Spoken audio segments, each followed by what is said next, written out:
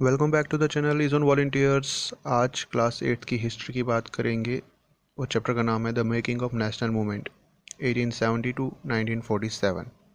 National movement के बारे में पढ़ने से पहले थोड़ा सा रिवीजन ले लेते हैं जो जो टॉपिक्स हमने अभी तक कवर करे हुए हैं। जैसे कि हमने ब्रिटिश कॉन्क्वेस्ट के बारे में पढ़ा कि किस तरह से ब्रिटिश ने इंडियन टेरिटरी को अनेक्स करा, फिर नए लॉज इंट्रोड्यूस किए गए और उन लॉज का क्या असर रहा यहाँ के जो सेक्टर्स थे, चाहे पीजेंट्स, वर्कर्स, ट्राइबल्स, हर किसी एरिया पे। एजुकेशनल चेंजेस करी गई, उनके उनके रिगार्डिंग लॉज लाए गए, उनका भी हम असर जो था कैसा रहा उसके बारे में हमने पढ़ा हुआ है। वुमेन की कंडीशंस को रिलेटेड जो हमने डिबेट्स के बारे में पढ़ा कि किस तरह से डिबेट्स हुए उनकी कंडीशंस को लेके, सोशल लेवल्स को लेके, कास्ट सिस्टम को लेके, या इंडियन क्राफ्ट का डिक्लाइन जो हुआ उसके बारे में हमने पढ़ा। ये सब मैं इसलिए रिवीजन कर रहा हूँ क्योंकि ये सब जो चीज़ें हुई और इनका जो रिएक्शन हिंदुस्तान से निकला वही वजह बनी, वही एक बेस बनी for the making of the national movement. क्योंकि ये सब चीज़ें जब हो रही थी, ये जब डेवलपमेंट्स हो रही थी, तो इनके बाद कुछ रिएक्शंस हिंदुस्तानियों द्वारा बाहर आए।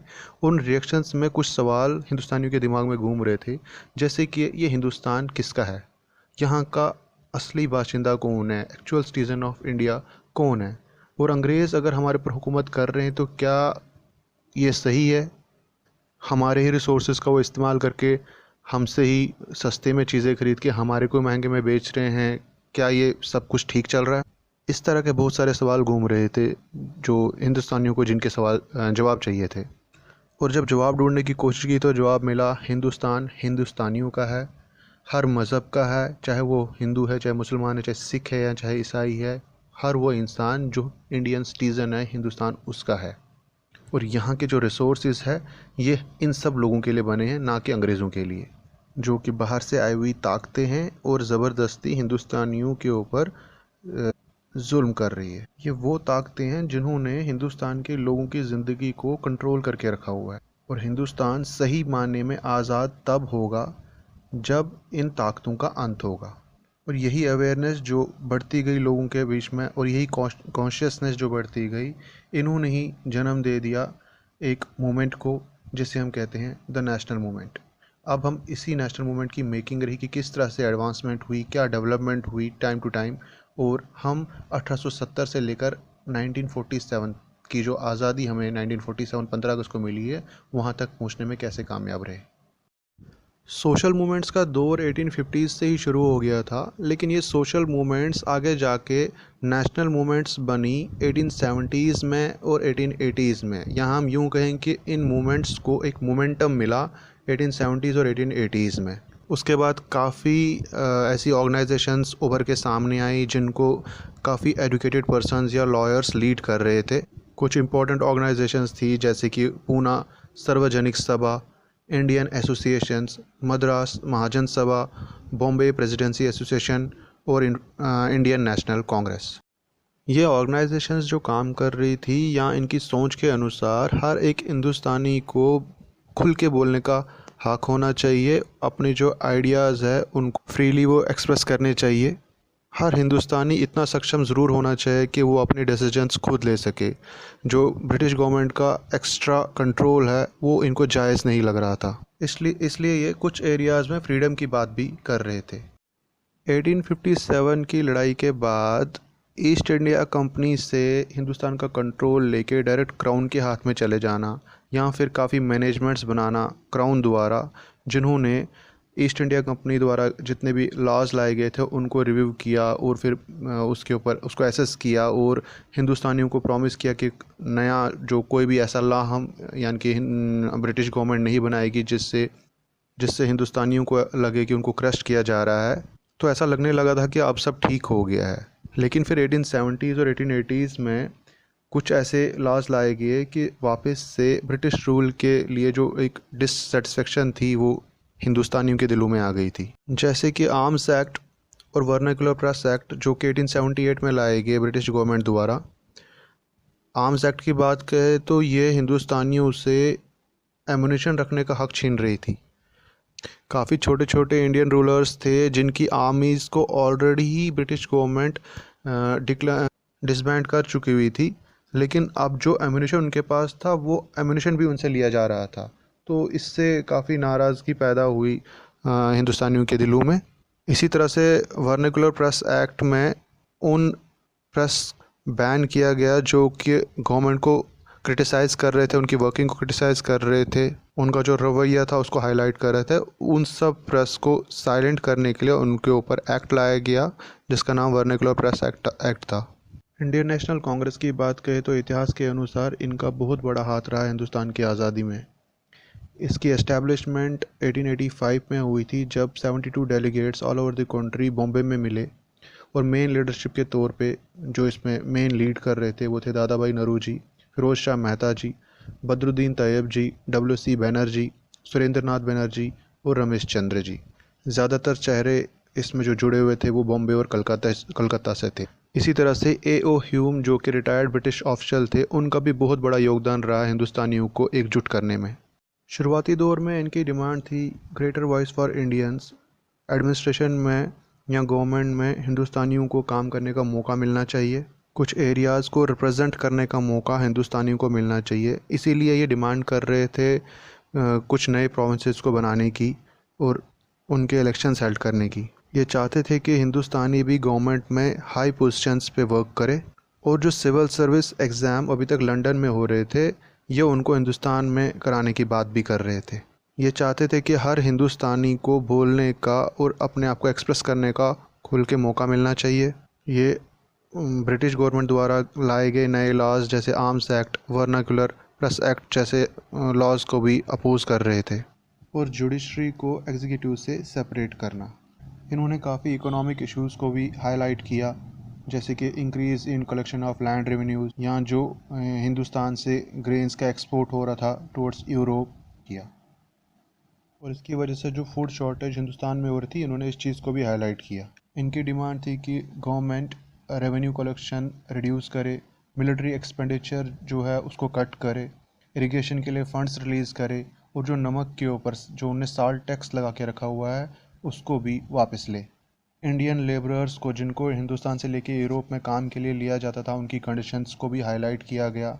ट्राइबल्स के लिए जो फॉरेस्ट लॉज से जो उनको परेशानी हो रही थी, जो सफरिंग्स हो रही थी, इन्होंने उस चीज़ को भी हाईलाइट किया।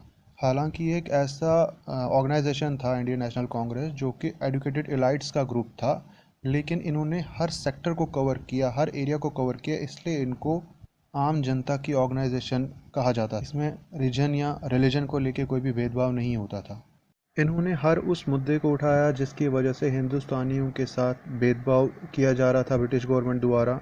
इन्होंने आर्टिकल्स लिखे, न्यूज़पेपर द्वारा उनको पब्लिश किया गया, छोटी छोटी टीम बनाई, पूरे हिंदुस्तान में उनको भेजा और लोगों के मसले जानने की कोशिश की, उनको अवेयर कराने की कोशिश की, उनको उनके हक़ के बारे में बताने कोशिश की, लोगों का सपोर्ट हासिल करने की कोशिश कर रहे थे। गवर्नमेंट की हर उस पॉलिसी को क्रिटिसाइज़ कर रहे थे जो कि हिंदुस्तानियों के विपरीत थी या इनका हक मार रही थी। कांग्रेस का मकसद था ब्रिटिश गवर्नमेंट को हिंदुस्तानियों की फीलिंग्स के बारे में अवेयर कराना, क्योंकि उन्हें अभी भी कहीं ना कहीं ऐसा लग रहा था कि ब्रिटिश गवर्नमेंट तक शायद लोअर तबके का जो प्रॉब्लम है वो नहीं पहुंच रहा है और एक बार जब उन तक ये बात पहुंचेगी वो शायद हिंदुस्तानियों की फीलिंग की कदर करेंगे। 1890s में बंगाल, पंजाब और महाराष्ट्र से कुछ ऐसे चेहरे उभर के सामने आए जिन्होंने कांग्रेस के काम करने के तरीके के ऊपर सवाल उठाए। इनकी सोच मॉडरेट्स यानी कि कांग्रेस के टोटल विपरीत थी।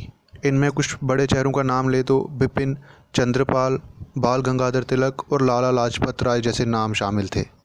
इनका मानना था कि हमें हिंदुस्तान को आज़ाद कराने के लिए कुछ ठोस कदम उठाने ज़रूरी है, ना कि मॉडरेट्स की तरह अंग्रेज़ों के सामने हाथ फैला के आज़ादी के लिए भीख मांगना।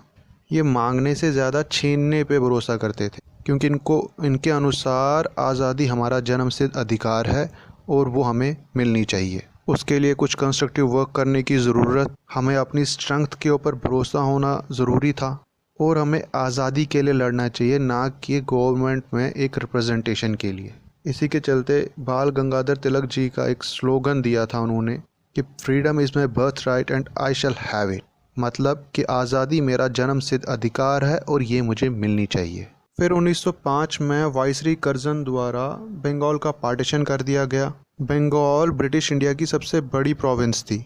उस वक्त बंगाल से आज़ादी की बात काफ़ी उभर के आ रही थी। काफ़ी ऐसे चेहरे सामने आ रहे थे जो ब्रिटिश गवर्नमेंट से हिंदुस्तान की आज़ादी की बात कर रहे थे। इसलिए बंगाल को डिवाइड करना या इसको स्प्लिट करना ब्रिटिश गवर्नमेंट के लिए काफ़ी ज़रूरी था और उनका एडमिनिस्ट्रेटिव कंट्रोल भी इससे पुख्ता हो गया। उन्होंने बंगाल का ईस्ट एरिया, इनके ईस्ट बंगाल को असम के साथ मर्ज कर दिया।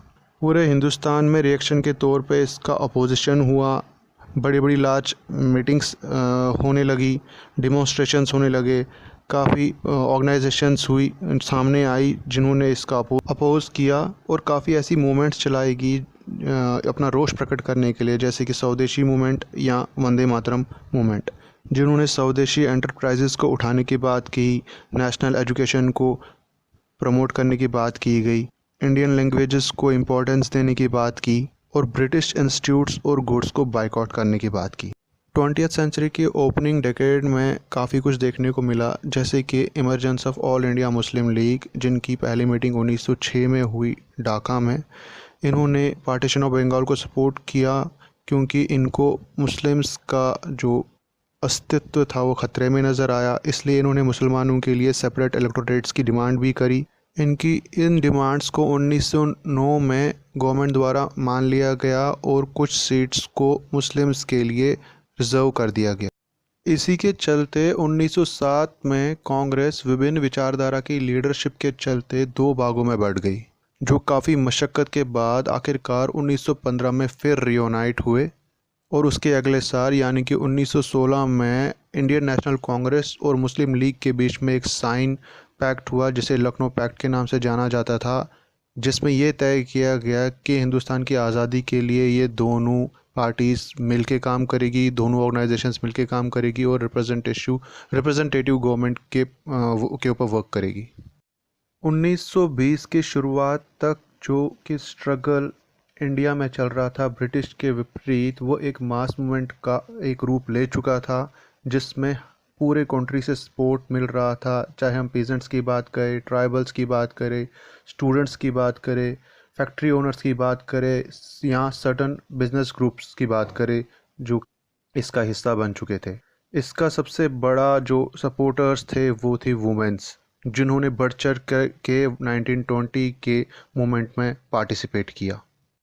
इस टॉपिक के पार्ट 1 में बस इतना ही। पार्ट 2 में देखेंगे कि मोहनदास करमचंद गांधी का नाम महात्मा गांधी कैसे पड़ा और कैसे उन्होंने हिंदुस्तान को आज़ाद कराने में योगदान दिया और भारत को ब्रिटिश मुक्त करा दिया। So thanks for watching, stay safe, stay tuned.